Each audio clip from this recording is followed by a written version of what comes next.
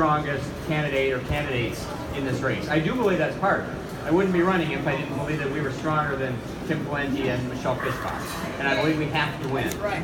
But I also believe that this is about the heart and soul of the Republican Party. Who actually controls the GOP, the Minnesota GOP, going forward? Are we a party of the political class, the wealthiest donors, the lobbyists, or are we a party of grassroots Republicans, the people on the ground who are pounding in the lawn signs and knocking on the doors and walking in the parades? And I believe that we are still a party of the grassroots, unlike the DFL, and this primary is going to decide whether that's the case or not, because we represent the grassroots and Tim Pawlenty does not. So we are looking forward to this race, and I am happy to answer any questions you have.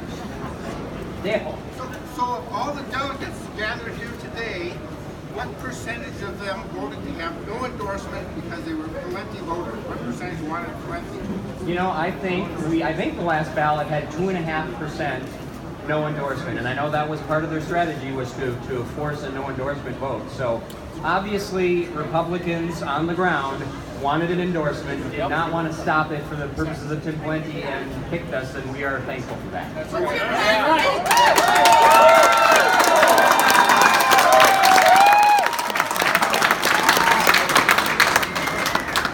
plan for getting Pawlenty to engage with you? Because he hasn't done that so Right. far. We're going to ask for every possible debate we can get. I hope he actually shows up with some Republican stuff going forward. I can't control what he decides to do. All I know is if he wants to win in November, or if I want to win in November, we can't ignore the grassroots of this party. We will not win that way. So my hope is that it shows up at things and we can debate where we're different on issues, we can debate how we will run our campaigns differently, and we can debate who's a better candidate. Is there really that much of a difference between the two of you? Yes. I think there is, actually, yeah. I mean, some specifics, he has been a proponent for light rail and commuter rail. I am not. I think the cost-benefit analysis on that is terrible. He was a proponent for a taxpayer-funded stadium. I do not think that's a good idea. He's been a strong proponent for green energy mandates that have sent electricity prices skyrocketing in this state. I think the market should make those decisions rather than government making those decisions. That's a start. I'll give you one other. I do believe that we need to do some house cleaning in our state agencies.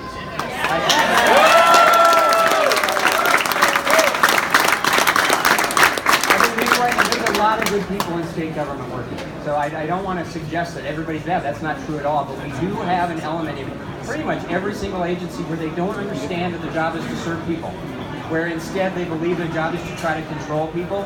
And I think the only way we fix that long term is to remove the people who believe that way. Tim Pawlenty had 8 years to do that. We didn't see any change there. If we want lasting change, we got to do some house cleaning. And that's the difference between us. What's your strategy?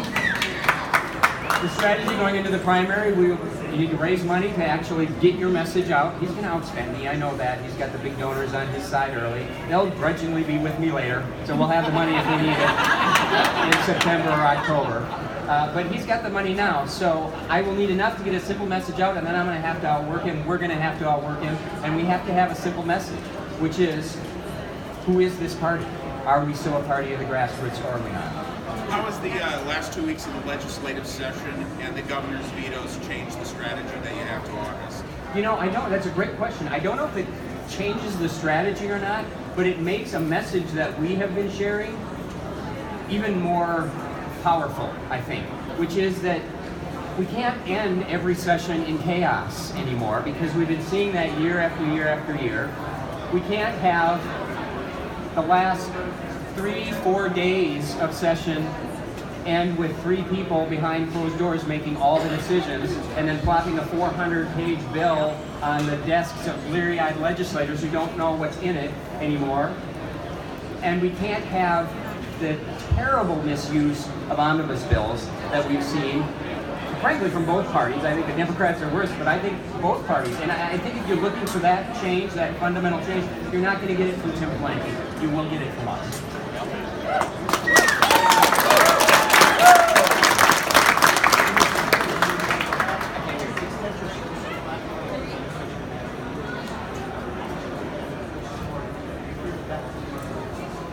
So the question was, when we served 2 years together, Tim and I, in the House, and then I served in the House for 4 years while he was governor. And the question was, did our agendas overlap? Did I help him with anything? Yeah, we agreed on a lot of things. I mean, and I carried some bills for him. Tim had some really good ideas. I mean, he had some really good ideas, and there are many things I supported with respect to what he did as governor. But when I look at where we are now and what needs to happen in government, it is not about making things a little more efficient. It's not about putting on the green eye shades. It is not about tinkering around the edges. It is about fundamental change. We didn't see that. I wish we would have. We didn't. You will if we're in charge. You had in your video, you had Brooks Johnson from the Bow Hunters endorse you. Is there any campaign strategy going on to get votes of hunters out there? Absolutely. I think that anglers and sportsmen and sportswomen are going to have a real interest in our campaign for several reasons. But the main one is we don't believe that we can keep doing things within the DNR the way we've been doing them for the past 10, 15, 20 years. And the DNR is one of those agencies where I think, at least at the top, you have an arrogance, and there doesn't seem to be a concern about consulting or listening to the people that their actions are affecting, like hunters and anglers. And that has to change, and I think that message is really resonating with people who aren't all that political and certainly aren't partisan.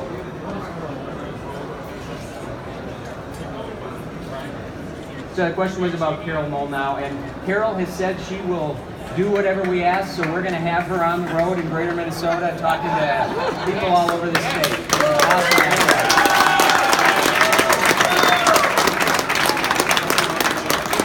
In your nominating speech, you mentioned having the people who run state agencies do the work of the industries that they oversee. Yes. Is this a new policy? Yeah. How would that work? It would be a very new policy, and it would be interesting to see how that would work. The question was about can you actually force bureaucrats to do the work of the people that they regulate?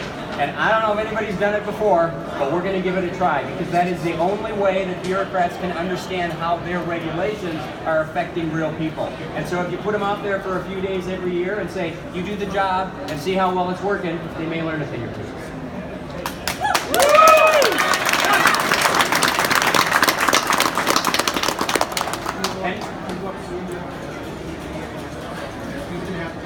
Yep.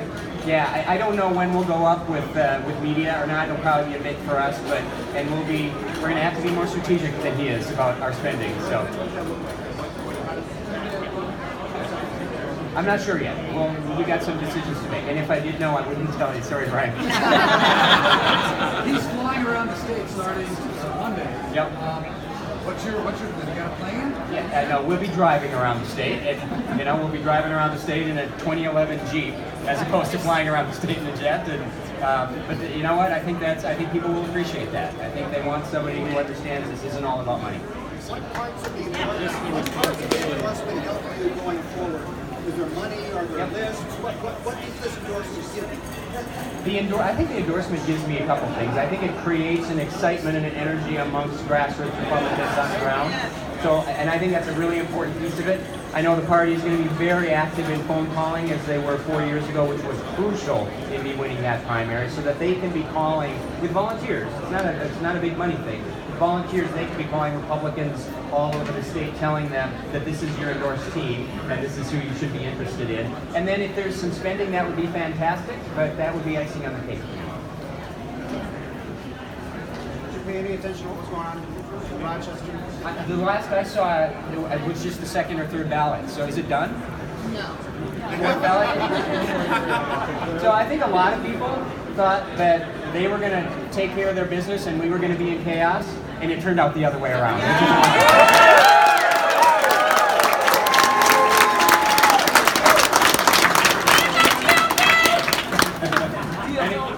Anything else? Was it Blizzard buffet time? Blizzard buffet time. Amen, brother. Thank you all. That's perfect timing.